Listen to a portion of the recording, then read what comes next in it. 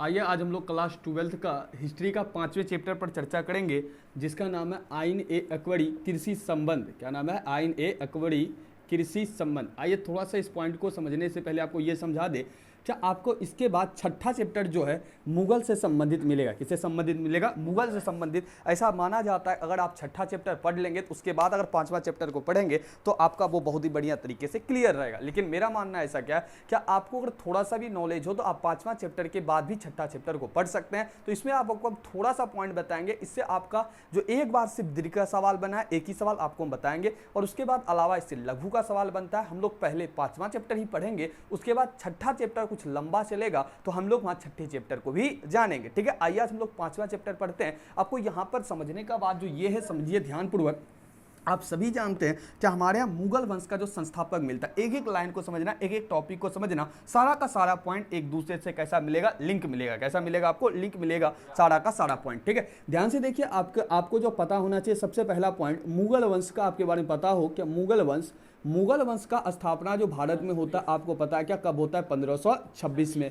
1526 में भारत में किसका स्थापना होता है? मुगल वंश का। मुगल वंश का जो संस्थापक था, सिंपल सी बात है, वो आपको पता होना चाहिए। अगर आपको ना पता हो तो छठे चैप्टर और डिटेल से चलेगा, अभी इतना ही जानकारी रखो। मुगल वंश का संस्थापक कौन हुआ? आपका बाबर। कौन हुआ? बाबर। इसके अंतर्गत बहुत सा शासक हुआ, 6 शासक महत्वपूर्ण, जैसे तुम्हारा अकबर हुआ, जहांगीर हुआ, शाहजहां हुआ, औरंगजेब हुआ। उसमें से तुम किसी को मत जानो, एक को जानो, अभी अकबर को जानो। किसके बारे में जानो? अकबर के बारे में।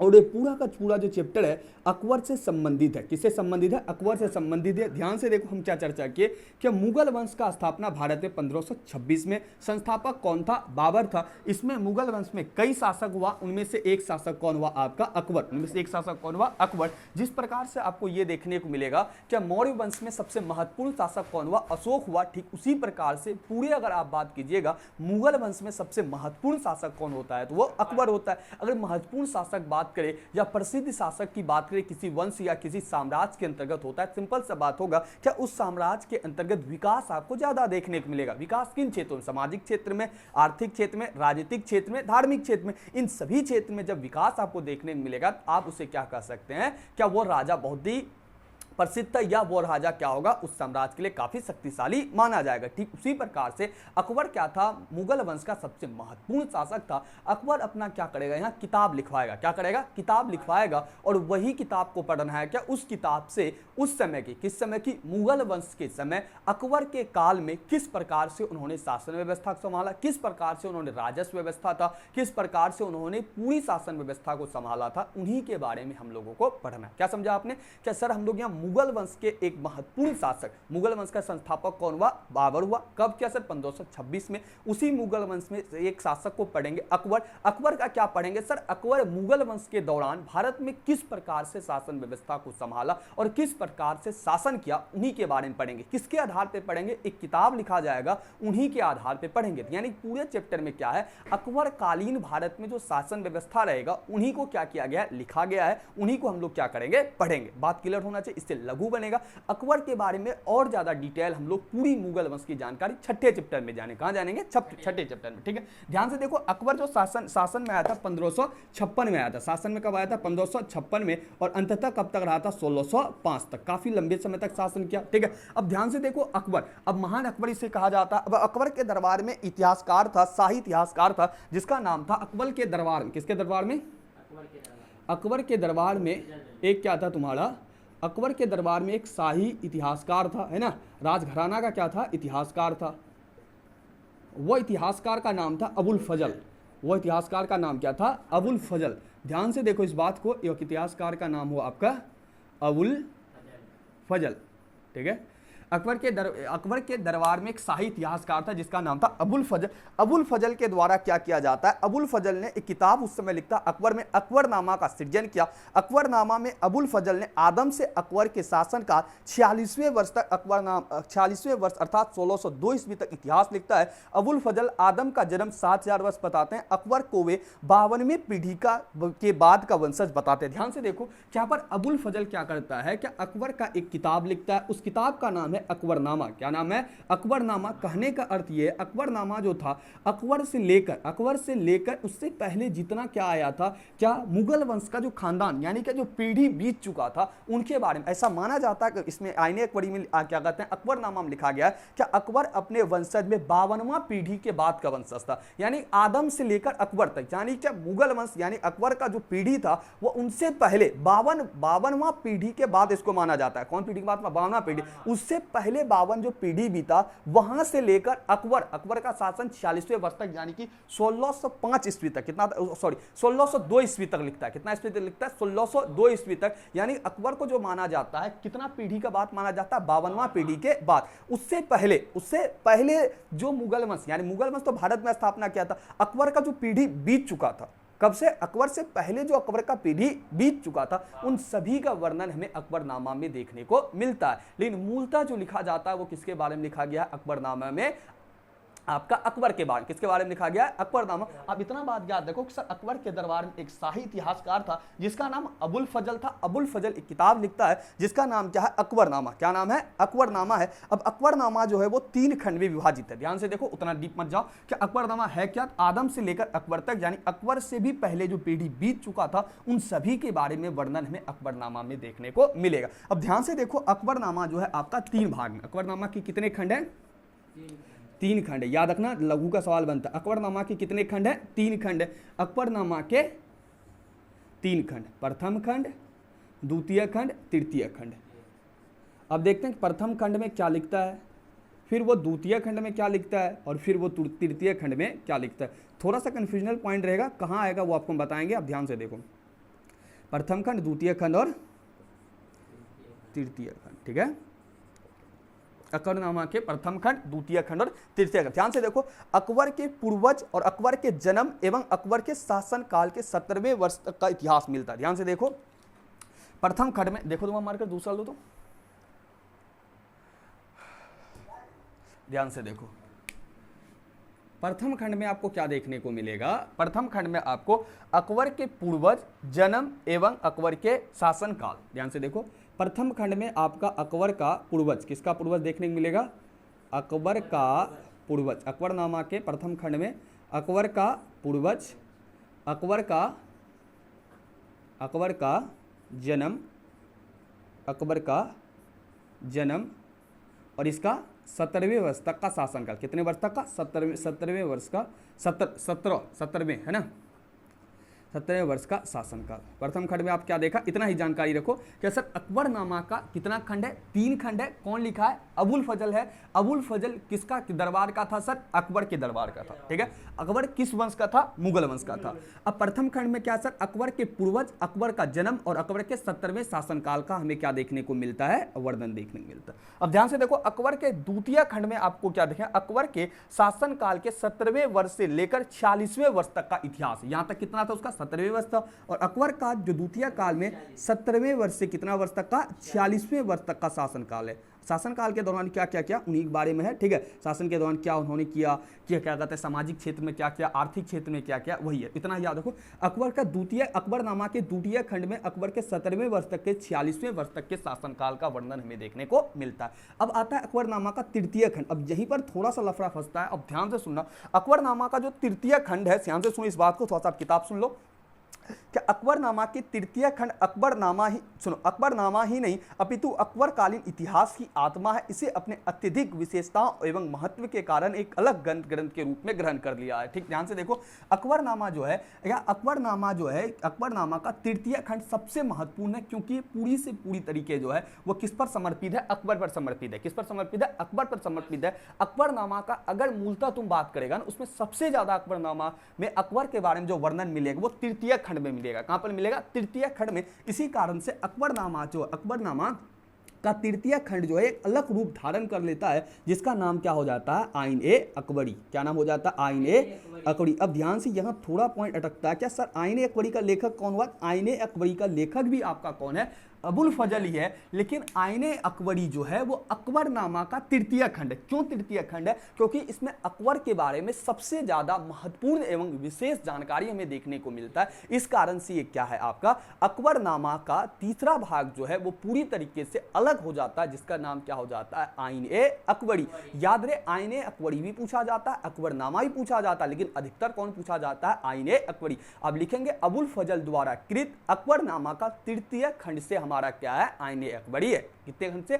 अकबरनामा के तृतीय खंड से हमारा क्या है, आईन ए अकबरी। अब आईन ए अकबरी फिर क्या होता है, आपका 5 भाग में बढ़ जाता है। कितने भाग में बढ़ जाता है, 5 भाग। अब दोनों सवाल आपका क्लियर, यही हम बोले थे, थोड़ा सा आपका लफड़ा यही हो जाता है कि सर अकबरनामा कितने खंड में, 3 खंड में। फिर अकबरनामा का तृतीय खंड क्या है, आईन ए अकबरी। इसका भी लेखक कौन, अबुल फजल। और इसमें कितने भाग, इसके 5 भाग। कितने भाग, 5 भाग। अब पांचों भाग को है समझो, एकदम शॉर्ट में समझो कि सर पांचों भाग में है क्या क्या। ठीक है, आईन ए अकबरी के कितने भाग, 5 भाग। हम थोड़ा सा इसको यहां लेके आ जाते हैं ताकि हमें लिखने में क्या हो, सीधा हो। ठीक है, कोई दिक्कत? प्रथम भाग, द्वितीय भाग, तृतीय भाग, चतुर्थ, पंचम, है ना। प्रथम भाग में देखिए क्या है, बोलिए एक बार, क्या लिखा हुआ है, किताब है क्या, शाही घराना, शाही टकसाल। एक बार लिख दो, उसका समझाया आपको। शाही घराना बाद एक ही में लिख देते हैं, टकसाल, शाही टकसाल। उसके बाद शाही टकसाल, उनके बाद आपको क्या देखने को मिलेगा, खाद्यान्नों, है ना, खाद्यान्नों के मूल्य, यानी कि खाद्यान्न के मूल्य, खाद्यान्नों के मूल्य, शास्त्रागार के बारे में जानकारी, घोड़ा का अस्तबल के बारे में जानकारी है ना, अस्तबल के बारे में जानकारी है ना, घोड़ा का, है ना, इत्यादि। ध्यान से देखो, हम पहले एक बार लिख लेते हैं, उसके बाद आपको हम एक एक करके समझाते हैं। प्रथम भाग, है ना। द्वितीय भाग देखो क्या है, एक सेकंड रुको, द्वितीय भाग क्या है, द्वितीय भाग में जानकारी, सैन्य। आपको हम याद करा देंगे, टेंशन मत लो। ठीक है, एक है सैन्य व्यवस्था के बारे में जानकारी, सैन्य व्यवस्था, है ना। सैन्य व्यवस्था के साथ साथ आपको क्या देखने को मिलेगा, सैन्य व्यवस्था का विवरण, इसमें दान की जमीनें भत्ते देने की प्रथा। सैन्य व्यवस्था का विवरण, दान का जमीन भत्ते देने का जानकारी, उसके बाद इत्यादि, है ना। तृतीय खंड देखो क्या लिखता है, तृतीय खंड, है ना, तृतीय भाग। तृतीय भाग में किसके काल का, सिंपल सी बात है सर, अकबर का काल का, है ना। तृतीय भाग में आपको क्या देखने को मिलेगा, कृषि का संबंध, कृषि संबंध, यानी किस प्रकार इसके काल में कृषि से संबंधित आपको व्यवस्था देखने को मिलेगा, वो भी देखने को मिलेगा। अगला पॉइंट पर आपको क्या देखने को मिलेगा, भू राजस्व व्यवस्था, क्या देखने को मिल जाएगा, भू राजस्व व्यवस्था भी आपको इसके अंतर्गत देखने को मिलेगा। कौन सा व्यवस्था देखने को मिलेगा, भू राज। कृषि है तो सिंपल सी बात है, भूमि पर क्या करेगा, आपका टैक्स भी लिया जाएगा, यानी कि राजस्व व्यवस्था भी आपको देखने को मिलेगा, है ना। किसके काल का सर, अकबर के काल का। चौथा भाग में क्या देखने को मिलेगा, चतुर्थ भाग, हिंदुओं की विभिन्न धारणा एवं साथ ही कुछ भक्तों, संतों तथा सूफियों की जीवनियां भी दी गया है ना। यानी हिंदुओं की विभिन्न धारणा, है ना, हिंदू के बारे में कुछ लिखा गया है, हिंदू का विभिन्न धारणा एवं इनकी प्रथा, है ना। इसके साथ ही कुछ सूफी क्या दिया गया है, भक्त, संतों एवं सूफियों का जीवनी, किसका, कुछ भक्त का बारे में भी लिखा गया है, कुछ सूफी के बारे में भी लिखा गया है। और सूफी बताते हैं भी आपको, भक्त, सूफी, उसके बाद अब किसके बाद लिखा गया है, भक्तों के बारे में लिखा गया है, सूफियों के बारे में लिखा गया है, और कुछ संतों का भी जीवनी दिया गया है ना, संतों का जीवनी। ठीक है, ऐसे आपका वहाँ पर सूफी के बारे में एक चैप्टर ही आगे, 7वां चैप्टर आपको वहाँ पढ़ाएंगे। इतना ही जान लो, सूफी जो है जिस प्रकार से हिंदू धर्म के अंतर्गत आपको संत देखने को मिलता है, जैसे आपको क्या कहते हैं, कई प्रकार के बाबा जी देखने को मिलता है, ठीक उसी प्रकार से मुस्लिम धर्म के अंतर्गत सूफी भी आपको देखने को मिलेगा, जो कि आपका उर्स, दरगाह, पीर से कहीं ना कहीं उसका संबंध होगा। यानी मुस्लिम धर्म में आप कह सकते हो जिस प्रकार से हिंदू धर्म में आपको क्या बाबा देखने को मिलता है ना, जिस प्रकार से संत देखने को मिलता है, ठीक उसी प्रकार से मुस्लिम में भी आपको सूफी देखने को मिलेगा। आपको हम 7वां चैप्टर पर क्लियर करेंगे। इतना ही जान लो क्या सूफी का संबंध किस धर्म से रहेगा, मुस्लिम धर्म से रहेगा। ठीक है, अगला देखो, पंचम भाग में आपको क्या देखने को मिलता है, पंचम भाग में अकबर का सुक्तियां, ठीक है, अकबर के बारे में कुछ कहानियां, किंवदंतियां, है ना, और स्वयं इसमें, और थोड़ा पॉइंट स्वयं अपने बारे में अबुल फजल लिखता है, यही है, स्वयं क्या लिखता है अपना अबुल फजल। अब ध्यान से देखो, अब पांचों पॉइंट को याद करेंगे। पहला देखो अकबर सर, अकबरनामा का तृतीय खंड क्या है सर? आईने अकबरी। लेखक कौन है सर? अबुल फजल। और किसके बारे में लिखेगा? अकबर के बारे में लिखेगा।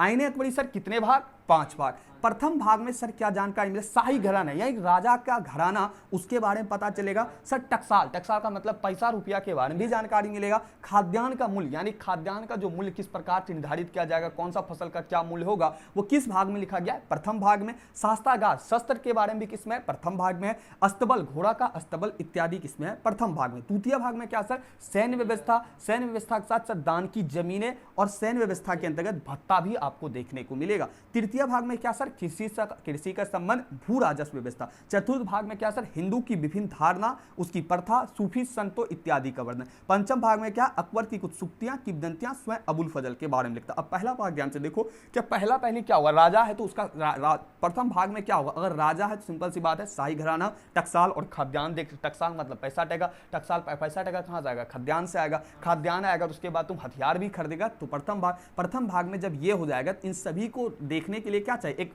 याद करने का तरीका देखो, क्या चाहिए? द्वितीय भाग में इन सभी के देखरेख के लिए, शाही घराना को देखने के लिए क्या चाहिए आपको? शाही व्यवस्था चाहिए। शाही व्यवस्था को देखने के लिए क्या चाहिए? सैन्य व्यवस्था चाहिए। तो सैन्य है, सेना को चलाने के लिए क्या होना चाहिए? जमीन भी होना चाहिए, तो दान की जमीनें, और इनको क्या दिया जाएगा? भत्ता भी दिया जाएगा। जब ये सारा हो गया तो सिंपल सी बात है, इन सभी को पैसा देने के लिए कहां से आएगा? कृषि से आएगा। अब कृषि जब आएगा, कृषि में क्या करना आएगा? भू राजस्व, यानी आप क्या करेंगे? टैक्स को वसूलेंगे। तीसरा भाग, जब ये सब वसूल लेंगे तो उसके बाद हिंदू का विभिन्न धारणा, चौथे में याद कर लेंगे क्या? हिंदू की विभिन्न धारणा एवं प्रथा का भी वर्णन देखने को मिलता है। और पंचम भाग में अकबर की सुक्तियां, किंवदंतियां और अबुल फजल स्वयं लिखता। अब ध्यान से हटाओ, हम एक बार आपको याद कराते हैं। यहां सब लोग चर्चा किए थे सर, क्या कहते हैं? अकबर जो है मुगल वंश का क्या है? एक राजा है। अकबर के दरबार में इतिहासकार रहता है जिसका नाम अबुल फजल है। अबुल फजल से अपना इतिहास लिखवाता है। कौन लिखाता है? अकबर लिखवाता है। अकबर का जो इतिहास लिखा गया, अकबरनामा लिखा गया। अकबरनामा के सर कितने भाग? 3 भाग हैं। अकबरनामा के प्रथम भाग में अकबर के पूर्वज, अकबर के जन्म और अकबर के 17वें वर्ष तक के शासनकाल के वर्णन है। दूसरे भाग में अकबर के सर 17वें वर्ष तक के 46वें वर्ष तक का वर्णन है। तृतीय खंड जो है सबसे महत्वपूर्ण हो जाता है, जो कि पूरी की पूरी तरह किस पर समर्पित है? अकबर को समर्पित है। इस कारण से तीसरा भाग आईने अकबरी हो जाता है। अकबरनामा का तृतीय खंड का नाम आईने अकबरी। आईने अकबरी के सर कितने भाग? 5 भाग। आईने अकबरी के प्रथम भाग में शाही टकसाल, शास्त्रागार, घोड़ा का अस्तबल इत्यादि हमें देखने को मिलता है। द्वितीय भाग में हमें सैन्य व्यवस्था देखने को मिलता है, दान की जमीनें देखने को मिलता है एवं भत्ता देखने को मिलता है। तृतीय भाग में सर हमको क्या देखने को मिलता है? तो तृतीय भाग में हमें कृषि से संबंधित सब मामला देखने को मिलता है, इसके साथ भू राजस्व व्यवस्था इत्यादि देखने को मिलता है। चौथे भाग में क्या देखने को मिल रहा है सर? हिंदू की विभिन्न धारणा, प्रथाओं एवं कई सूफी संत इत्यादियों का वर्णन देखने को मिलता है। पांचवें भाग में सर क्या देखने को मिला? तो अब पांचवें भाग में अकबर की सुक्तियां, किंवदंतियां एवं स्वयं अबुल फजल अपने बारे में लिखता है। याद है कि अबुल फजल 5वें भाग में स्वयं अपने बारे में भी लिखता है, जो कि अकबर आईने अकबरी का कौन सा भाग है? 5वां भाग है। अब ध्यान से देखो, कुछ पॉइंट है, उसके बाद हम लोग आगे चर्चा करेंगे। यहां पर एक पॉइंट को याद रखो सर, आईने अकबरी का अनुवाद हुआ था। आईने अकबरी जो अनुवाद है, यानी कि कुछ पॉइंट को यहां देखो, ठीक है, ये सारा का सारा आई होप आपका क्लियर हुआ होगा। कुछ यहां देखो पॉइंट को, अनुवाद का मतलब आप समझते होगे ट्रांसलेट। क्या समझते होगे? ट्रांसलेट। अब ध्यान से देखो सर, आईने अकबरी हो चाहे अकबरनामा हो, अगर अकबरनामा बोल देंगे उसमें आपका आईने अकबरी भी शामिल हो जाएगा। याद रहे, क्योंकि अकबरनामा का ही तृतीय खंड क्या है आपका? आईने अकबरी है। अकबरनामा का ही तृतीय खंड क्या? आईने अकबरी है। अगर आप अकबरनामा बोल देंगे तो उसमें सारा का सारा आ जाएगा। अब ध्यान से देखो सर, अकबरनामा जो लिखा गया था, क्या लिखा गया था? अकबरनामा जो लिखा गया था वो मूलतः किस भाषा में लिखा गया था? वो फारसी भाषा में लिखा गया। किस भाषा में लिखा गया था? फारसी भाषा। अब इसका बाद क्या किया गया? फारसी भाषा इसका अनुवाद किया गया। क्या किया गया? अनुवाद, यानी कि ट्रांसलेट किया गया इंग्लिश में। किसमें किया गया है? इंग्लिश में इसका ट्रांसलेट किया। अकबरनामा का अंग्रेजी अनुवाद हेनरी बेवरिज किया। ध्यान से देखो, क्या सर इसका फारसी अनुवाद से फिर हिंदी और अंग्रेजी अनुवाद किया जाता है, ठीक है। इंग्लिश अनुवाद कौन करता है सर? आपका अकबरनामा का इंग्लिश अनुवाद आपका कौन करता है? Henry Beveridge. किसका करता है? हेनरी बेवरिज, अकबरनामा, ठीक है। अब दूसरा पॉइंट पर अगर थोड़ा सा याद हो सर, इसमें एक और था जिसका नाम क्या था? आईन ए अकबरी। आईन ए अकबरी का सर इंग्लिश अनुवाद कौन करता है? कौन करता है? 2 व्यक्ति करता है। एक का नाम क्या था? बलाचमैन। आईने अकबरी का प्रथम खंड 1871, ये नहीं, अकबरनामा एवं आईने अकबरी मूलतः फारसी। अकबरनामा का अंग्रेजी अनुवाद हेनरी बेबरी करता है, बलाचमैन ने आईने अकबरी प्रथम कर। ध्यान से याद रहे क्या आईने अकबरी का अंग्रेजी अनुवाद बलाचमैन तथा जेरेट करता है। कौन करता है? दो व्यक्ति था, एक का नाम था बलाचमैन और दूसरा का नाम क्या था? तथा जेरेट। यहां ध्यान से देखो इस पॉइंट को। सर अकबरनामा जो है सर मूलतः किस भाषा का शब्द था? अकबरनामा जो लिखा गया था किस में लिखा गया था? फारसी। उसमें आईने अकबर भी फारसी में लिखा गया था। ठीक है, अकबरनामा का सर इंग्लिश अनुवाद कौन करता है? सर हेनरी बेवरिज करता है। आईने अकबरी को सर इंग्लिश में कौन अनुवाद करता है? दो व्यक्ति सर, एक बलाचमैन तथा जेरेट। शायद आई होप आपको ये पूरा क्लियर हुआ होगा। इसका स्क्रीनशॉट लीजिए, बहुत ही इंपॉर्टेंट सवाल बन सकता है यहाँ से। क्या एक ही सवाल ऐसे पूछता है सर आईने अकबरी का लेखक कौन है? तो अबुल फजल। उसके अलावा आपका सब क्लियर ही है।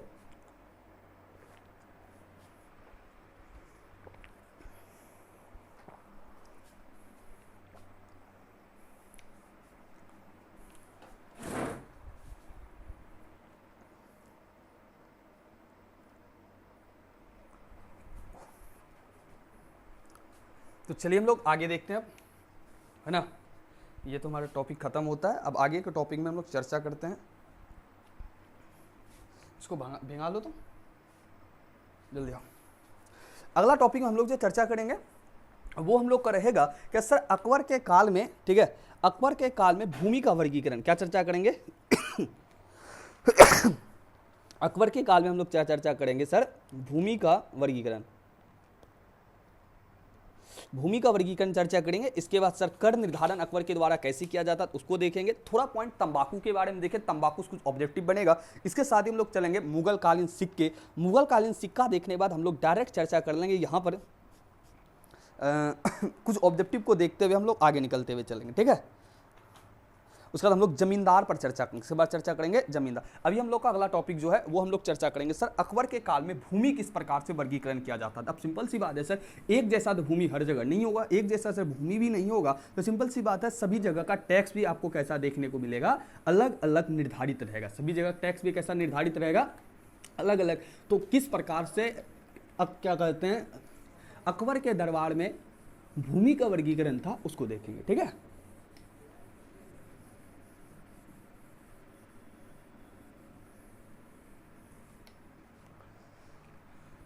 अब हम लोग देखेंगे पूरा का पूरा टॉपिक किससे रहेगा? अकबर से। किससे टॉपिक जुड़ा रहेगा? अकबर से। देखो ध्यान से, भूमि का वर्गीकरण किसके काल का? अकबर के काल का। टॉपिक डाल लीजिएगा, भूमि का वर्गीकरण। दिक्कत, भूमि का वर्गीकरण। ध्यान से देखो, भूमि का वर्गीकरण। आईने अकबरी पता चलता है, याद रहे पूछे थे किससे पता चलता है? आईन ए अकबरी। आईने अकबरी से पता चलता है क्या भूमि जो था अकबर के काल में चार भाग था। कितने भाग, किससे प्रकार से बांटा था? चार भाग से। चारों का नाम अलग अलग था। पहला का नाम था पोलज। क्या नाम, कितने भाग में था? आईने अकबरी पता चलता है अकबर के काल में भूमि का वर्गीकरण कितने भाग में था? चार भाग। पोलज, परती था, दूसरा आपका कौन सा था? तीसरा छच्छड़, और चौथा आपको क्या देखने को मिलता है सर? बंजर भूमि। कैसा भूमि देखने को मिलता है? बंजर। ध्यान से देखो, पोलज भूमि को जो था वो सबसे उच्च कोटि का था। कैसा कोटि सर था? सबसे उच्च कोटि का था। साल में इसमें कितना बार फसल उपजता था सर? दो बार। एक वर्ष में कितना फसल उपजता था सर? 2 बार।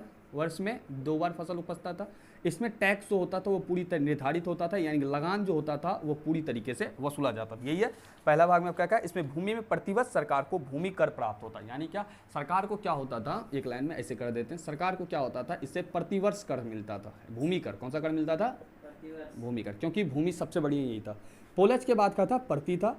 परती में क्या होता था सर, अगर एक बार अगर खेती वह भूमि थी जिस पर लगातार 2-3 वर्ष खेती करने के बाद उन्हें उर्वरा शक्ति प्राप्त करने के लिए 1 वर्ष के लिए परती छोड़ा जाता। ध्यान से देखो, परती भूमि कौन सा था? अगर 2-3 वर्ष तक खेती किया। कितने वर्ष तक खेती किया? 2-3 वर्ष तक खेती किया। आप सभी जानते हैं भूमि में जो शक्ति होती है जिसके कारण फसल अधिक या कम उपजता है, उसके पीछे रीजन क्या होता है? भूमि में क्या होती है? उर्वरा शक्ति। कौन सा शक्ति होती है? उर्वरा शक्ति। अगर आप लगातार फसल उपजाएंगे तो भूमि की उर्वरा शक्ति क्या हो जाती है? खत्म हो जाती है। अभी भी आप देखते होंगे खेतों में उर्वरता उर्वरता शक्ति बढ़ाने के लिए गोबर का खाद या यूरिया पोटाश सबका प्रयोग किया जाता है। लेकिन उनसे भी ज्यादा आप देखेंगे लगातार खेती करने के बाद कोई दलहनी पौधा लगाया जाता है, मूंग का पौधा लगाया जाता है, इत्यादि का पौधा लगाया जाता है, दलहनी पौधा। अब आप बताएंगे अगर आपको पता हो सर दलहनी पौधा को क्यों खेतों में ऐसा माना जाता है कि अगर उसको लगा दिया जाता है खेतों की उर्वरता शक्ति बढ़ जाती है। अगर आप कमेंट पता है तो आप कमेंट में बताइएगा। अभी यहाँ पर इतना ही जान लीजिए क्या क्या सर मिट्टी में क्या होती है, उर्वरा शक्ति होती है, जिसके कारण से फसल अधिक या कम उपजता है। अब ध्यान से देखो, अगर आपका भूमि का प्रकार कैसी थी, पोलस थी, यानी 2-3 बार खेती करने के बाद इसे कितना वर्ष के लिए सर परती छोड़ दिया जाता था, 1 वर्ष के लिए भूमि को क्या कर दिया जाता था, खाली छोड़ दिया जाता था। कितना वर्ष के लिए छोड़ दिया जाता था, खाली 1 वर्ष के लिए। छच्छर भूमि क्या था आपका, क्या छच्छर भूमि जो था वह भूमि था जिसके अंतर्गत क्या होता था, क्या कृषि योग्य होने या उर्वरा शक्ति प्राप्त करने के लिए 3 या 4 वर्ष के लिए छोड़ दी जाती। ध्यान से देखो, क्या अगर सर इसमें 1 बार खेती हो जाता था, क्या हो जाता था, 1 बार खेती हो जाता था, तो इसको कितना वर्ष के लिए छोड़ा जाता था, 3 वर्ष के लिए खाली 3 या 4 वर्ष के लिए खाली छोड़ा जाता था। क्यों छोड़ा जाता है, दोबारा इसमें क्या आ जाए, आपका उर्वरा शक्ति आ जाए। और सबसे निम्न कोटि का भूमि कौन सा था आपका, सबसे निम्न कोटि का जो भूमि था वो कौन सा था, बंजर भूमि था। और इसमें अगर 1 बार अगर आप खेती कर लीजिए, इसे कितने दिन के लिए छोड़ा जाता था, 5 वर्ष के लिए खेती के लिए छोड़ा जाता था, ठीक है। और सॉरी, उर्वरा शक्ति प्राप्त करने के लिए छोड़ दिया जाता था। ध्यान से देखो, ये जो भूमि है इसमें उतना टैक्स नहीं लगाया जाता था। ये 3 प्रकार की जो वो आप भूमि देख रहे हो, इन्हीं पर क्या लगाया जाता था, टैक्स लगाया जाता। जैसे सुन लो, क्या सरकार औसत पैदावार का 1/3 के रूप में वसूली करती थी। सभी विवरण पटवारी के लगान 10 वर्षों के बाद औसत के अनुसार नगद रूप में मिलता था। ये सब लाइन को छोड़ दो, इतना सुनो। या टोडरमल की भूमि का राशि बिकते हुए, ये सब इंपॉर्टेंट पॉइंट नहीं है, ठीक है। ध्यान से देखो, इसमें से टैक्स कितना लेता था, अगर चाहो तो आप नोट कर सकते हो। क्या 1/3 लेता, कितना ले, 1/3 यानी कि 3 भाग का 1 भाग कौन लेता था, राजा लेता था, यानी कि अकबर का दरबार जो उसमें जाता था। और 2 भाग जो बचता वो किसका होता था, किसान का होता था, ठीक है। 3 भाग में 1 भाग इसका और 2 भाग किसका हो जाएगा, किसान का। अब ध्यान से देखो, उतना जाना डीप, जो पूछेगा उन्हीं को देखो। पूछेगा सर अकबर के काल में भूमि वर्गीकरण को बताए, लिखेंगे आईने कोड़ी से पता चलता है अकबर के काल में भूमि वर्गीकरण के 4 प्रकार था। भूमि वर्गीकरण के अंतर्गत भूमि 4 प्रकार की होती थी। पोलज जो सबसे उच्च कोटि का, जिसमें लगातार 1 वर्ष में 2 बार खेती की जाती थी और इसमें सरकार को वार्षिक क्या होता था, कर प्राप्त होता था। दूसरे प्रकार की भूमि क्या होता था, आपका प्रति होता था, जिसमें खेती करने के बाद इसको क्या कर दिया जाता था, 2-3 वर्ष खेती लगातार किया, 1 वर्ष खाली छोड़ दिया जाएगा। फिर दूसरा भूमि आपका कौन सा है, छच्छर भूमि, 3-4 वर्ष के लिए से खाली छोड़ा जाता था, ताकि भूमि क्या कर सके, उर्वरा शक्ति प्राप्त कर सके। फिर सबसे खराब कोटि का जो माना जाता था, सबसे निम्न कोटि जो भूमि माना जाता था, वो बंजर को माना जाता था। इसे लगभग 5 वर्ष के लिए क्या कर दिया जाता था, उर्वरा शक्ति प्राप्त करने के लिए खाली छोड़ दिया जाता था, जिसे हम लोग कौन सा भूमि बोलते थे, बंजर भूमि बोल देते थे। छच्छर सा कितने वर्ष के लिए खाली छोड़ा जाता था, 3-4 वर्ष के लिए। क्यों, उर्वरा शक्ति प्राप्त करने के लिए। पड़ती पर लगातार 2-3 वर्ष खेती करने के बाद कितना वर्ष के लिए खाली छोड़ा जाता था, 1 वर्ष के लिए खाली छोड़ दिया जाता था। तो इतना ही लिखेंगे, आपका लघु में चारों पॉइंट को लिखेंगे तो ऐसे आपका आधा पेज हो जाएगा। इससे ज्यादा जानकारी आपको रखना नहीं है। इतना पॉइंट जान लो सर, जो बंजर भूमि था इस पर कर का जल्दी निर्धारण नहीं होता था, क्योंकि 5 साल के बाद इसमें वो भी हो सके खेती होता था या तो नहीं होता था। कितना सर लेता था, तो 1/3 भाग। कितना भाग लेता था, 1/3 भाग, यानी कि 1/3, यानी 1 भाग दरबार का और 2 भाग किसका हो जाएगा, किसान का हो जाएगा। चलिए इसका स्क्रीनशॉट लीजिए, उसके बाद हम लोग आगे चलते हैं कि सर कर निर्धारण कैसे किया जाता है उसको देखते हैं, ठीक है।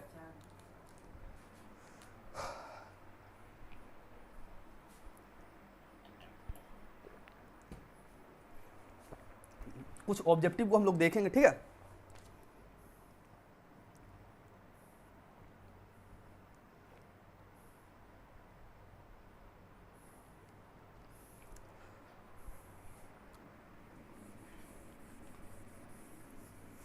ध्यान से कुछ हम ऑब्जेक्टिव आपको बताते हैं, उसको देखना, ठीक है, क्योंकि ऑब्जेक्टिव भी जरूरी है, जो कि डायरेक्ट आपसे पूछा जा सकता है, ऐसे आपकी किताब में है नहीं, ठीक है।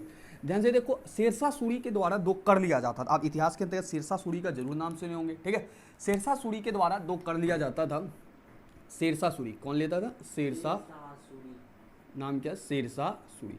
शेरशाह सूरी के द्वारा 2 कर लिया जाता था। एक का नाम था जड़ीवाना, क्या नाम था, जड़ीवाना, और एक का नाम था महासिलाना।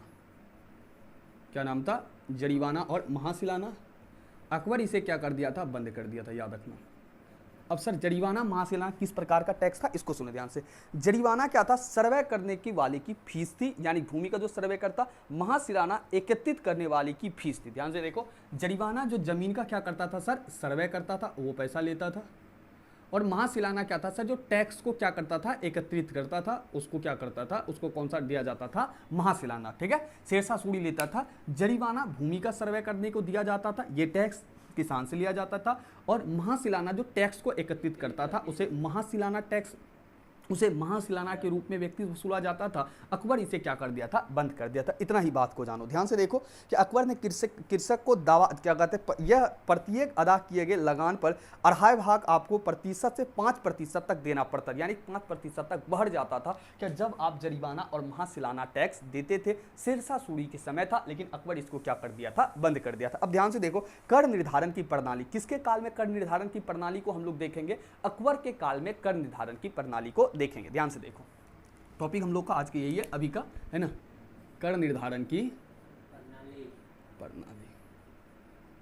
अब याद रखना, कर निर्धारण ये सारा का सारा आपको किससे मिलेगा, एक ही पॉइंट से मिलेगा, आईन ए अकबरी से। क्यों, क्योंकि अकबरनामा का 3य खंड ही जो पूरी तरीके से किसको समर्पित है, अकबर को समर्पित। ठीक है, अब आईन ए अकबरी से किससे पता चलेगा सर, कर निर्धारण प्रणाली आपका टॉपिक हो गया आईन ए अकबरी से। आईन ए अकबरी, ध्यान से देखो, आईन ए अकबरी से पता चलता है कर निर्धारण की 3 प्रणालियों का उल्लेख मिलता है। 3 का नाम था, एक गल्ला बख्शी, जब्ती एवं नक्श। ध्यान से देखो, आईन ए अकबरी से ये पता चलता है सर, कर निर्धारण की जो प्रक्रिया थी, कितनी प्रणाली थी, 3 प्रणाली थी। कितनी प्रणाली थी, एक बार आपको हम किताब पढ़ देंगे, उसके बाद आपको हम समझा देंगे। ठीक है, एक का नाम था गल्ला बख्शी, क्या नाम रहा, गल्ला बख्शी। दूसरे का नाम क्या रहा, जब्ती।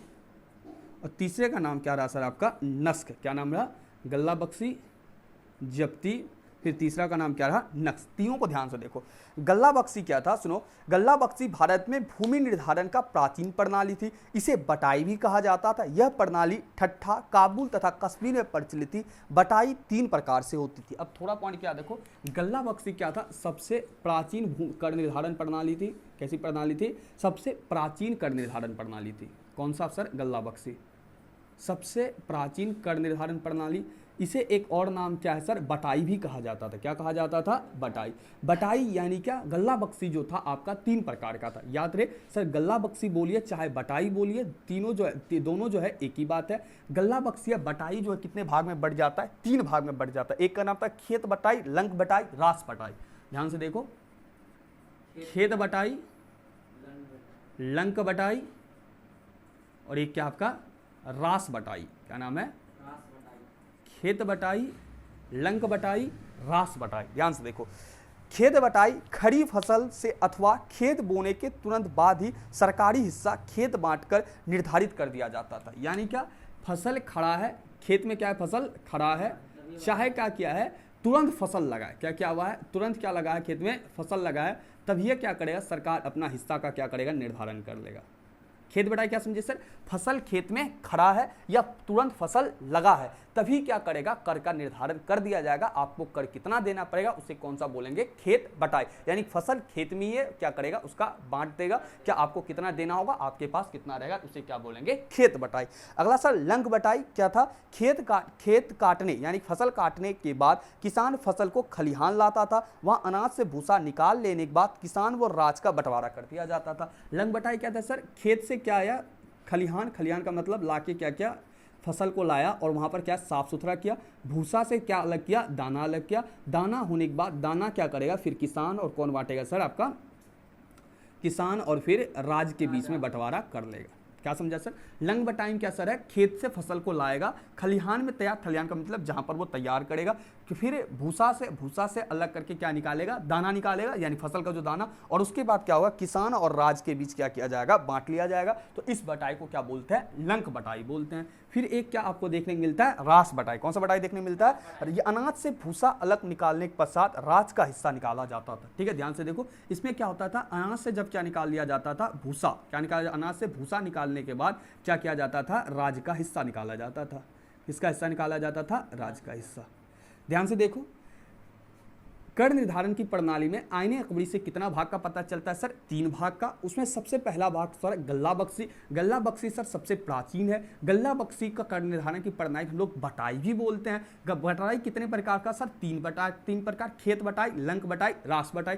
खेत बटाई में खेत में ही फसल होता था, खड़ा होता था, यानी क्या फसल तुरंत, यानी क्या खेत में ही फसल खड़ा हो या तुरंत आप बोए हैं, बोने के पश्चात तुरंत ही क्या करेगा? टैक्स का निर्धारण कर देगा, आपको कितना देना पड़ेगा, तो उसे कौन सा बोलेंगे? खेत बटाई। लंक बटाई के अंतर्गत खेत से फसल घर आ जाता था, खलिहान में तैयार होता था, भूसा अलग कर दिया जाता था, जब दाना होता था तब किसान और राज के बीच बंटवारा होता था, इसे लंक बटाई। रास बटाई क्या था सर? जब अनाज से भूसा अलग कर दिया जाता था तब राज अपना हिस्सा अलग कर लेता था, उसे क्या बोलते थे हम लोग? कौन सा बटाई बोलते थे? उसे हम लोग रास बटाई बोलते। कौन सा बटाई बोलते थे? रास बटाई। अगला पॉइंट आपका कौन सा है? जब्ती। अगला कौन सा कर निर्धारण की प्रणाली है? जब्ती। जब्ती में सुनो क्या होता था। जब्ती से आशय किसान व सरकार के बीच उस समझौते से था जिसके अनुसार 3 वर्ष या उससे अधिक समय तक प्रति बीघा प्रति वर्ष के हिसाब से लगान निश्चित किया जाता था। ठीक है, ये एक प्रकार का किसान और राज के बीच क्या था? समझौता था। कितने वर्ष के लिए निर्धारण किया जाता था सर? कर जो इसमें 3 वर्ष के लिए प्रति बीघा के हिसाब से, किस बीघा के अनुसार से? प्रति बीघा के अनुसार से क्या करेगा आपका? 3 वर्ष के लिए प्रति बीघा के अनुसार से आपका क्या करेगा?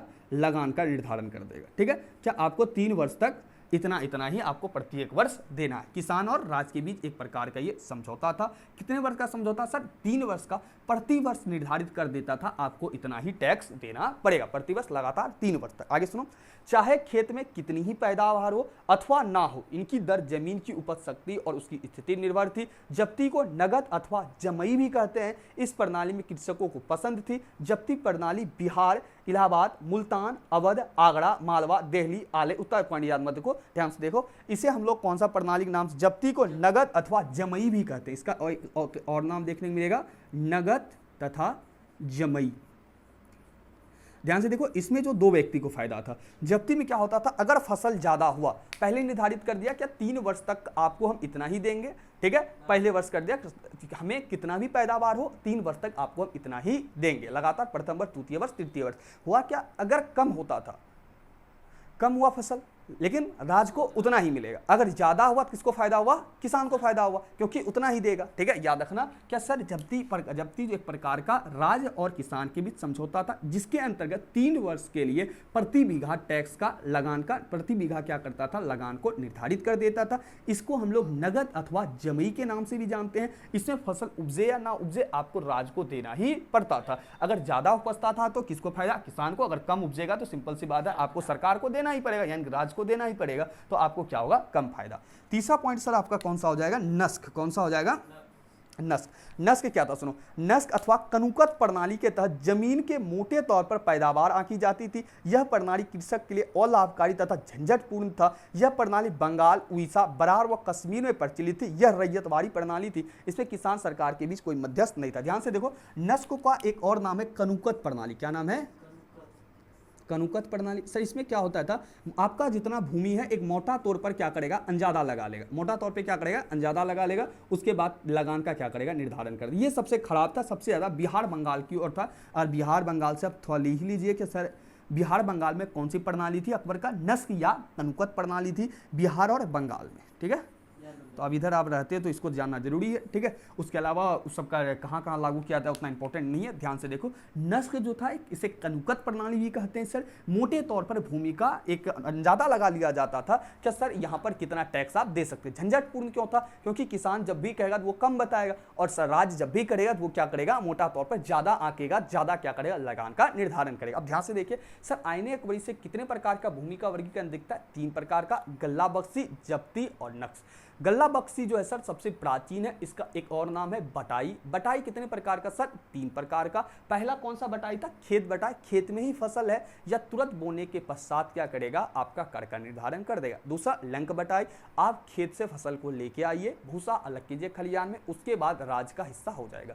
तीसरे पॉइंट पे सर रास बटाई, आप अनाज को लेकर आए, अनाज से भूसा अलग कीजिए, उसके बाद सरकार का हिस्सा हो जाएगा, यानी राज का हिस्सा हो जाएगा, उसे कौन सा बटाई बोलेंगे सर? रास बटाई। दूसरा सर कौन सा था आपका? नस्क, दूसरा था जब्ती। जब्ती का जमई और नगद भी नाम है। इसके अंतर्गत सरकार और राज और किसान के बीच एक समझौता होता था। समझौते के अनुसार से 3 वर्ष का ये समझौता होता, जिसके अनुसार से प्रति बीघा क्या होता था, प्रति बीघा सरकार के द्वारा यानी कि राज्य के द्वारा टैक्स का निर्धारण कर दिया जाता, यानी लगान का निर्धारण कर दिया जाता था, जो कि किसान के द्वारा दिया जाता था। तीसरा क्या था सर, इसे कनुकत प्रणाली बोलते थे। एक मोटे तौर पे भूमि का क्या करता, अंदाजा लगा के कर का निर्धारण कर दिया जाता था। मेरे ख्याल से सबसे ज्यादा जब्ती फायदेमंद था, क्योंकि जब्ती क्या होता था आपका सर कि 3 वर्ष के लिए एक समझौता था, प्रति बीघा आपको कितना देना है तो वो उसका निर्धारण एक ही बार में हो जाता था, क्योंकि किसान उसमें ज्यादा मेहनत करता होगा, उसमें अधिकतर आपको ज्यादा होगा। लेकिन कृषि के अंतर्गत आपको ज्यादा होने का चांस नहीं देता। कारण क्या है, कृषि जो है भारत का अधिकतर बात है वो किस पर निर्भर है, मानसून पर निर्भर है, तो इसलिए ज्यादा तो फायदा आपको ज्यादा देखने को मिलता नहीं होगा, तब पर भी ये ठीक था। ठीक है, तो बाकी के अलावा भी इसका स्क्रीनशॉट लीजिए, आप इसको कंप्लीट कर लीजिएगा, आपके लिए इतना ही इंपॉर्टेंट है। ठीक है,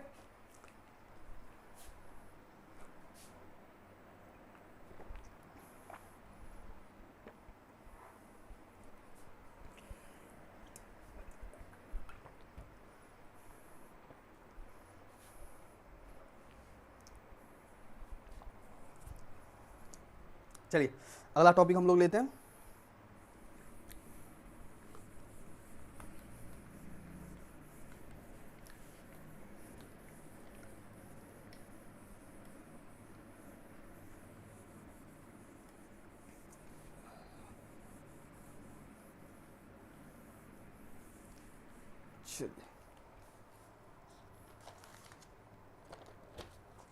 अकबर काल में सिंचाई व्यवस्था उतना इंपॉर्टेंट रखता नहीं है, तो छोड़ देते हैं उसको। ठीक है, अगला हम लोग टॉपिक लेते हैं।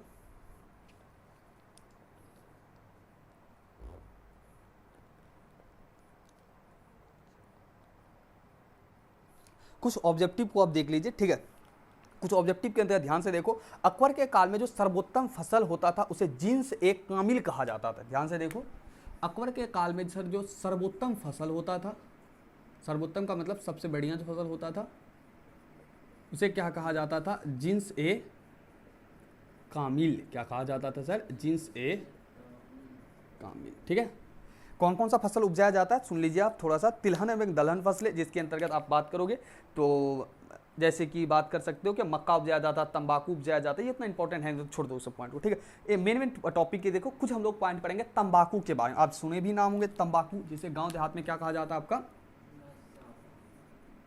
खैनी कहा जाता है ना। आइए चर्चा करते हैं भारत में तंबाकू का प्रसार कैसे होता है। ठीक है, सबको देखे होंगे है ना, खाए तो नहीं होंगे, देखिए कैसा लगता है।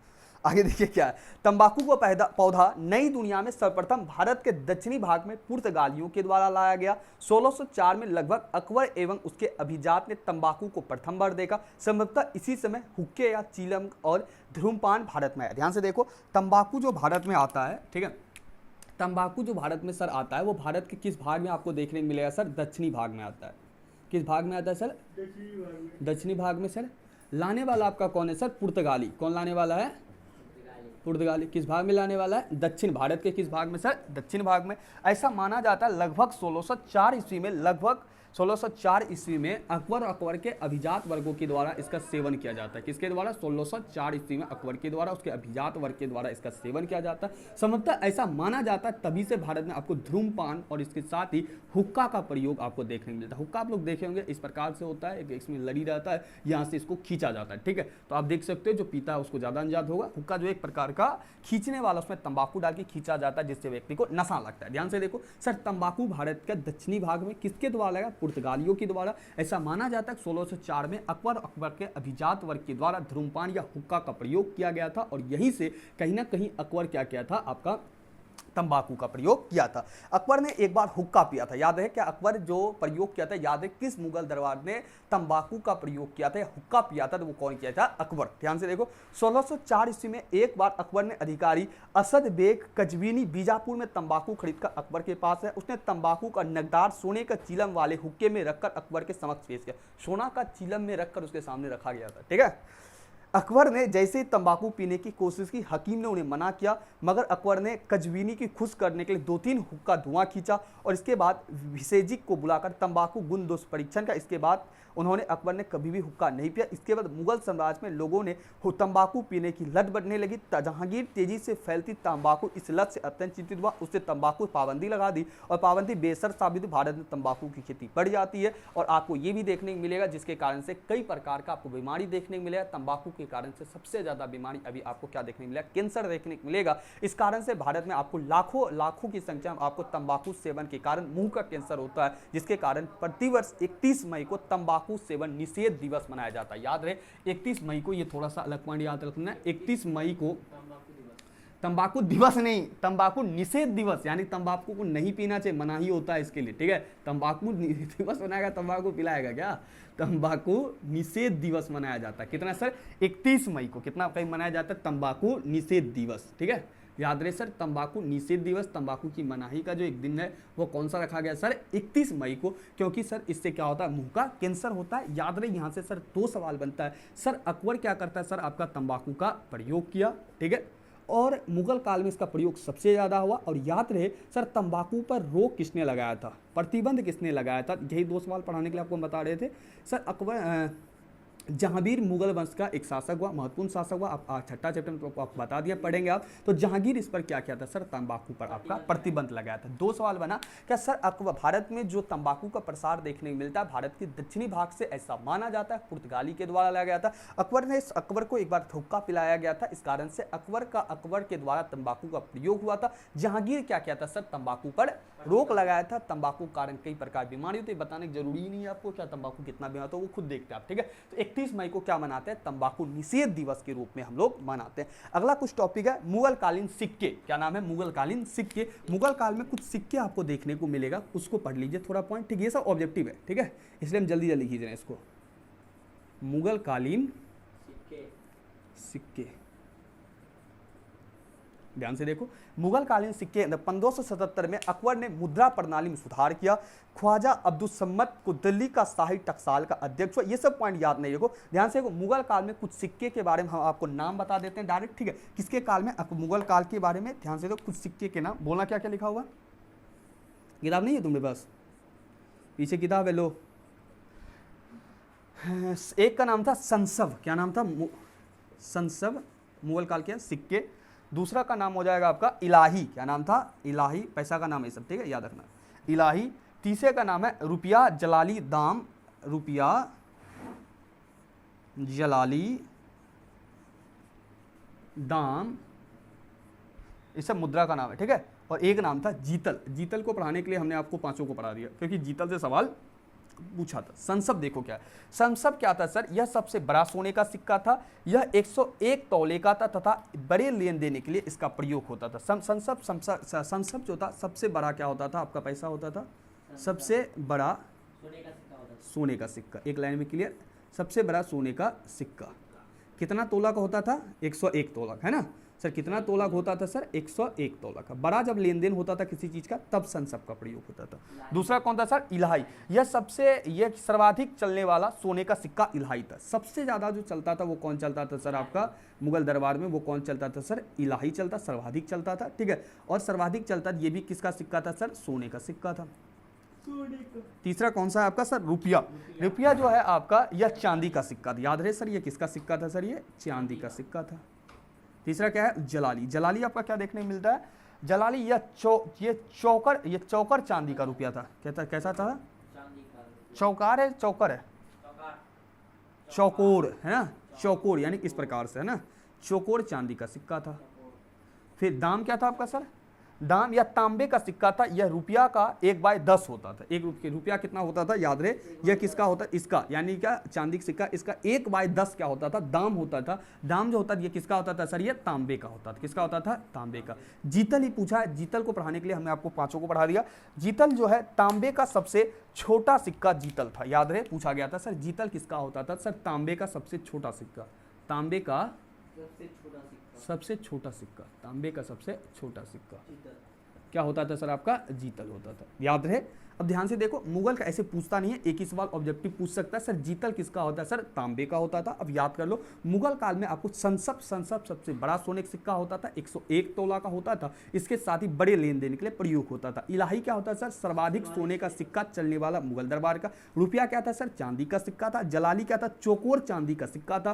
दाम क्या था सर, तांबा का सिक्का था। जीतल क्या था सर, तांबे का सबसे छोटा सिक्का था। तो ये सारा आपका सर ऑब्जेक्टिव्स को बताने क्या जोड़ी, आप एक बार भी समझ गए होंगे। चलिए इसका स्क्रीनशॉट लीजिए, फिर हम लोग आगे चलते हैं, ठीक है। फिर एक ऑब्जेक्टिव थोड़ा सा जान लो इसमें से, आप इसको नोट कर दो। क्या भारत में 1600 से 1700 ईस्वी के बीच भारत में जो आबादी बढ़ी थी, व्यक्ति की जो आबादी बढ़ी थी, याद रहे आपको 5 करोड़ बढ़ी थी। कितनी बढ़ी थी, ऐसे आपका ऑब्जेक्टिव में दिया होगा। सर भारत में 1600 से 1700 ईस्वी के बीच भारत में जो आबादी सबसे ज्यादा बढ़ा था, वो कितना बढ़ा था सर, 5 करोड़ बढ़ा था, ठीक है। 1600 से 1700 यानी 100 वर्ष के दौरान, कितने वर्ष के दौरान, 100 वर्ष के दौरान। इसके बाद आपका इतना इंपॉर्टेंट टॉपिक है नहीं, आपका हम अंतिम टॉपिक लेते हैं, उसके बाद आपका ये चैप्टर क्या हो जाएगा, समाप्त हो जाएगा। और जमींदार बहुत ही इंपॉर्टेंट टॉपिक रहेगा, जमींदार, क्योंकि इससे दीर्घ पूछा है। क्या पूछा है, दीर्घ पूछा है।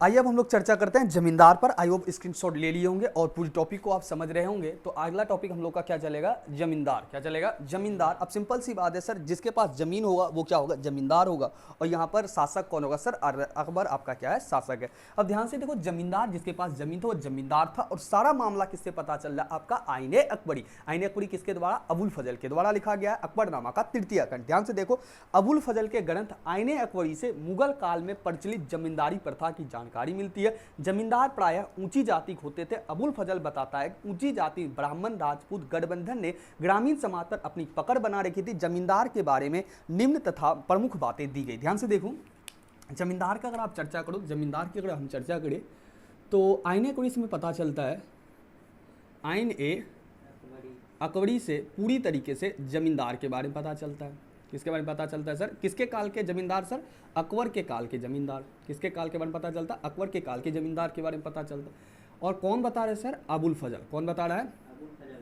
अबुल फजल। अबुल फजल का क्या कहना है सर, ब्राह्मण क्या कहते हैं, जो समाज में ऊंची जाति था, जैसे आपका कौन ऊंची जाति था, ब्राह्मण और राजपूत। ब्राह्मण और राजपूत दोनों का क्या होता था, समाज पर एक क्या होता था, दबाव या कब्जा टाइप से होता था, जो कि पूरी तरीके से समाज में क्या करता था, जमींदार कहलाता था। और इन्हीं के द्वारा क्या किया जाता था, टैक्स वसूला जाता था। और जमींदार के बारे में कुछ बातें निम्नलिखित, यानी पूरी समाज में पकड़ बना, कब्जा मत बोलो, एक प्रकार का बोलो, पकड़ बना रखा था। क्या समझा सर, आईने अकबरी से अकबर कालीन हमें जमींदार के बारे में पता था, जिसमें अबुल फजल के द्वारा ये बताया जाता है सर, क्या अबुल फजल के द्वारा ये बताया जाता था, समाज के ऊंची जाति ब्राह्मण और राजपूत का ग्रामीण समाज में पकड़ होता था। और इन्हीं का द्वारा क्या होता था, टैक्स को वसूला जाता था। जमींदार क्या होता था, जमींदार के बारे में कुछ पॉइंट को ध्यान से सुनो, और जमींदार किस प्रकार से, पॉइंट बाय पॉइंट आप सुनो, क्योंकि इससे दीर्घ पूछता है। जमींदार के बारे में कुछ पॉइंट में, पहला पॉइंट सुनो क्या था, जमींदार प्रायः समृद्ध होते थे। जमींदार समृद्ध होते थे, उनकी विस्तृत व्यक्तिगत जमीन मलकियत कहलाती थी। इस जमीन पर जमींदार दिहाड़ी के मजदूर से काम कराता। ध्यान से देखो, जमींदार प्रायः कैसा होता था, समृद्ध, यानी सभी चीज़ों से परिपूर्ण होता था, समृद्ध होता था। ध्यान से देखो, जमींदार की जो व्यक्तिगत जो सबसे विस्तृत भूमि होती थी, जमींदार की जो व्यक्तिगत भूमि होती थी पूरी विस्तृत होती थी, यानी पूरा फैला हुआ होता था, जिसे क्या कहलाता था, मलकियत। क्या कहलाता था, मलकियत कहलाता था। और मलकियत पे क्या करता था, ग्रामीण व्यक्ति क्या करता था, दिहाड़ी मजदूरी पर काम करता था। जमींदार दिहाड़ी के मजदूर से काम कराता था। किस पर काम कराता था, दिहाड़ी के मजदूर से। यानी क्या, जमीन सबसे ज़्यादा किसके पास होता था सर, आपका ब्राह्मण और राजपूत के पास होता था। इस पे दिहाड़ी जमींदार दिहाड़ी मजदूरी काम कराता था। दिहाड़ी मजदूरी मतलब क्या है, क्या बाहरी व्यक्ति इसमें काम करेगा, जिससे क्या करेगा, दिन के बाद जो मजदूरी बनेगा दिन भर का, उससे मजदूरी के रूप में पैसा टका दे देगा। क्या समझे सर, क्या जमींदार जो था, समाज में जमींदार प्रायः समृद्ध होते थे। जमींदार की जो पूरी की पूरी विस्तृत भूमि होती तो वह क्या कहलाती थी सर, मलकियत कहलाती थी। इसके साथ ही जमींदार क्या करता था, अपनी भूमि पर व्यक्ति को दिहाड़ी मजदूरी के रूप में काम करवाता था। दूसरे पॉइंट देखो क्या लिखता है, लाइन बाय लाइन आप याद करना। जमींदार राज्य की ओर से अपने क्षेत्र के किसानों से कर वसूलता था। जमींदार का तात्पर्य भूमि उत्पादन पर जमींदार पर एक दावा होता था और राज्य को भू राजस्व की मांग के साथ साथ चलता था। ध्यान से देखो, जमींदार राज्य की ओर से, जमींदार राज्य की ओर से अपने क्षेत्र के किसान से, इसके अलावा क्षेत्र में किसान होता था, अपने क्षेत्र के किसान से क्या करता था, लगान वसूलता था। यानी आप कह सकते हो जमींदार का क्या होता था, जो भी फसल होता था उस पर एक दावा होता था। दावा का मतलब क्या है, उसका हिस्सा के साथ साथ देखो जो इसे राज्य के द्वारा निर्धारित किया जाता था, जमींदार उससे ज़्यादा वसूलता था। अब सिंपल सी बात है, सब उसमें फायदा देख रहा था, जमींदार भारत का ही था, लेकिन राज्य के द्वारा यानी मुगल वंश यानी अकबर के द्वारा जो टैक्स का निर्धारण किया जाता था उससे ये लोग क्या करता था, ज़्यादा वसूलता था। तो आप कहीं ना कहीं आप बोल सकते हो कि पूरी तरीके से फसल जो उपजता था उस पर जमींदार का कहीं ना कहीं दावा था। दूसरे पॉइंट क्या देखिए सर, जमींदार राज्य की ओर से अपने क्षेत्र के किसान का क्या वसूलता था, टैक्स वसूलता था। लेकिन सबसे ज्यादा किसके पास भूमि होता था, जमींदार के पास ही होता था। जमींदार क्या करता था, अपने क्षेत्र के किसान के व्यक्ति का क्या करता था, टैक्स वसूलता था, और जमींदार का कहीं ना कहीं फसल पे एक क्या होता था, दावा होता था। अगला पॉइंट देखो सर, क्या तीसरे पॉइंट पर, तीसरे पॉइंट में लिखता है जमींदार प्रायः अनुवांशिकी होते थे, जमींदार को ऐतिहासिक विरासत के रूप में अधिकार प्राप्त है। ध्यान से देखो, जमींदार प्रायः कैसा होता था, अनुवांशिकी, और इसे क्या होता था, ऐतिहासिक विरासत के रूप में प्राप्त होता था। सर आप विरासत समझते हो, एक लाइन में अगर आप समझे गांव की भाषा में, जिसको आप बोलते हैं खानदानी, क्या बोलते हो, खानदानी। अगर मेरा बाप क्या है, जमींदार है, तो उसका बेटा जमींदार होगा, फिर इसका बेटा जमींदार होगा, फिर इसका बेटा जमींदार होगा। तो जब इसे क्या होगा, इसका जमींदारी इसको मिल गया, इसका जमींदारी इसको मिल गया, इसी को क्या बोलते हैं, विरासत। क्या बोलते हैं, विरासत। यानी क्या पीढ़ी दर पीढ़ी जो जा रहा है। और अनुवांशिकी क्या है सर, क्या सर एक के बाद यानी क्या मेरा बाप है तो फिर बेटा, दादा था बाप हुआ, बाप के बाद फिर बेटा, यानी पीढ़ी दर पीढ़ी चलता था। और विरासत के रूप में उसे क्या मिलता था सर, जमींदारी मिल जाता था। पूछा जा सकता है आपसे, चौथे पॉइंट पर आप देखो क्या लिखता है, चौथे पॉइंट पर क्या, जमींदार को राजस्व वसूलने के बदले कुल राजस्व का एक हिस्सा मिलता था। सरकारी आंकड़ों में ये 10% बताया गया। ध्यान से देखो, जमींदार जो टैक्स वसूलता था, यानी कि राजस्व जो वसूलता था, उसमें जमींदार को भी मिलता था। सर जमींदार को कितना परसेंट मिलता था सर, 10% क्या मिलता था सर, जमींदार को मिलता था। क्या समझे सर, जमींदार जो पूरे क्षेत्र का किसान का क्या वसूलता था, टैक्स यानी कि लगान जो वसूलता था, उसमें से 10% किसको मिलता था, जमींदार को मिलता था। पांचवा पॉइंट सर क्या है, मराठों ने चौथ एवं सरज देशमुखी जैसे कर वसूला करते थे। चौथ का तात्पर्य वसूले गए राजस्व का 1/4, सरज देशमुखी का तात्पर्य क्या करता था, कुल लगान का 10% था। मराठा, अगर महाराष्ट्र साइड की अगर बात करेंगे तो ये 2 प्रकार का टैक्स वसूलता था। कौन, मराठा सर कितने प्रकार का टैक्स वसूलता था, 2। एक का नाम क्या था सर, चौथ, और दूसरे का नाम क्या था सर, सरज देशमुखी। क्या नाम था, सरज देशमुखी। चौथ का मतलब क्या था सर, जितना वसूलेगा उसमें से क्या करेगा, चौथाई में से एक भाग, कितना भाग रखेगा सर, वसूले गए में से 1/4, कि जितना वसूलेगा उसमें से कितना चौथाई लेगा सर, ये 1/4। और सरज देशमुखी क्या था सर, जितना वसूला जाएगा उसमें से सरज देशमुखी में कितना भाग रखेगा सर, 10% कौन रखेगा, जमींदार। याद रहे सर, मराठा क्षेत्र में जो जमींदार था वह चौथ और सरज देशमुखी लगान वसूलता था, जिसके अंतर्गत जितना वसूला जाएगा उसमें से 1/4 चौथ के लेता था। और सरस देशमुखी में क्या होता था, जितना वसूलेगा उसमें से वो कितना परसेंट रखता था, सरस देशमुखी का तात्पर्य था कुल लगान का कितना परसेंट रखता था सर, 10%। अगला पॉइंट देखो, छठे पॉइंट पर क्या लिखता है वो, सब ये जमींदार के बारे में। छठे पॉइंट पर सर, अधिकांशतः जमींदार के पास अपनी सैनिक टुकड़ियां, घुड़सवार, तोपखाना एवं क्या होता था, पैदल सिपाही होता था। आईने अकबरी पता चलता है भारत में जमींदार को मिली जुली शक्ति देखे तो 3,84,558 घुड़सवार। ये सब पॉइंट उतना इंपॉर्टेंट नहीं, ध्यान से देख लो। क्या जो जमींदार होता था, क्या होता था सर, जमींदार होता था, इसके पास अपना क्या होता था सर, सेना होता था। क्या होता था, सेना। क्योंकि कहीं ना कहीं समाज में दबदबा बनाने के लिए, किसी अपने अंतर्गत रखने के लिए आपके पास मजबूत ताकतवर स्थिति होना चाहिए। इसका क्या होता है, सैनिक टुकड़ी होता था सर, घुड़सवार होता था। घुड़सवार का मतलब सर घोड़ा पर सवारी करने वाला, जब निकलता था तो पूरा राजा लेके जमींदार पूरा लेके निकलता था। सेना होता था सर, घुड़सवार होता था, और उसके पास क्या होता था सर, तोपखाना होता था। यानी कहने का अर्थ है, ये अपनी मजबूत स्थिति दिखाने के लिए, शक्तिशाली स्थिति दिखाने के लिए जमींदार क्या करता था सर, आपका क्या रखता था, ये अपने पास घुड़सवार रखता था, तोपखाना रखता था, और सेना भी रखता था। सर छठे पॉइंट को, सातवें पॉइंट सर, अंतिम पॉइंट देखिए क्या है, क्या जमींदार अपनी मलकियत की जमीन, यानी जितना क्षेत्र में उसका जमीन है वो मलकियत क्या कहलाएगा, मलकियत। जमीन को बेच भी सकते थे, वे प्रायः हाट बाजार का आयोजन करते थे जहां कृषक अपनी फसल बेचते। ध्यान रहे क्या सर, जमींदार के जो मलकियत था, यानी जमींदार का जो भूमि था, उसको वो क्या कर सकते थे सर, बेच सकते थे। क्या सकते थे, बेच सकते थे। और बेच सकने के साथ साथ सर मलकी क्या करते हैं, जमींदार आपका क्या करता था, हाट बाजार भी लगवाता था। यानी बाजार भी किसके द्वारा लगाया जाता था आपका सर, जमींदार के द्वारा लगाया जाता था। जमींदार के अलावा कुछ स्वतंत्र राजा एवं राव एवं रावत भी आदि सरदार एवं सामंत होते थे। वे अपने क्षेत्र में स्वायत्त रहते थे। ये राजा को नजराना के तौर पे एक निश्चित राशि देते थे। इरफान हबीब के अनुसार, हटाओ इस पॉइंट को, यहाँ समझ लो क्या सर, जमींदार के अलावा भी कुछ क्षेत्र में राजा होता था, राव होता था, सामंत होता था,